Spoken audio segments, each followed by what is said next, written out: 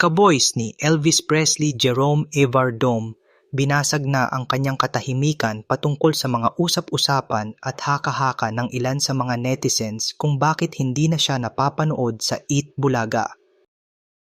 Pero bago po ang lahat, kung ikaw nga ay isang legit Dabarkads at gusto mo palaging updated sa ganap ng ating mga paboritong Eat Bulaga Dabarkads, mangyari lang mag-subscribe sa aking channel dahil sagot ko na ang kwentuhan. Maraming salamat po.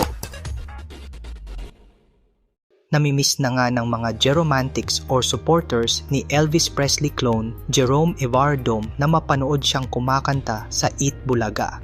Matagal-tagal na rin kasi ang kanyang huling pag-perform sa show, kaya naman kung ano-ano na ngang mga chismis at haka-hakang lumalabas mula sa ilang mga netizens tungkol sa hindi na niya paglabas sa Eat Bulaga at sa segment nito na The Clones Open na. Pero ngayon, tinapos na ni Jerome Evardome ang mga kuro-kuro at espekulasyon ng mga netizens. Sa maikling video message para sa kanyang mga supporters, nilinaw ni Jerome ang dahilan kung bakit hindi pa siya muling napapanood sa Eat Bulaga. Hello Jeromantics! Kamusta naman kayo? Nandito ako, buhay na buhay pa. Pasensya na kung wala akong masyado schedule sa Eat Bulaga. Hindi pa ako nabibigyan, pero hintay lang tayo guys. May paparating dyan, abangan nyo lang. So mag-ingat kayo palagi at marami pa tayong pagkikitang magaganap. Bye-bye sa inyo! Sa pahayag na yan ni Jerome, malinaw na mapapanood pa rin siya ng kanyang mga supporters na mag-perform sa Eat Bulaga at hindi totoo ang mga bali-balitang tuluyan na siyang umalis sa show dahil mas pinapaboran di umano ng pamunuan ng Eat Bulaga ang ka-voice ni Matt Monroe na si Roel Carino. Hindi man ngayon magtama ang kani-kanilang mga schedule, ang mahalaga para kay Jerome ay parte pa rin siya ng The Clone Artists. At sa kahit anong araw o oras ay pwede muli siyang mapanood ng kanyang mga supporters sa Eat Bulaga.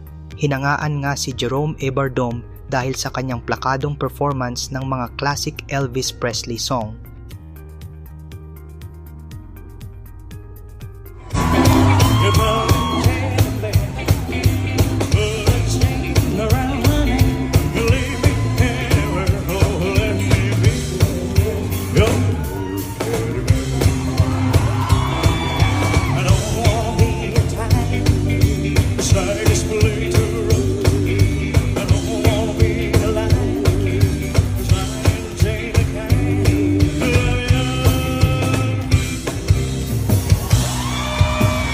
Hanggang dito na nga lang muna Dabarkads. Kung may reaction kayo tungkol sa video, i-comment nyo lang po sa baba.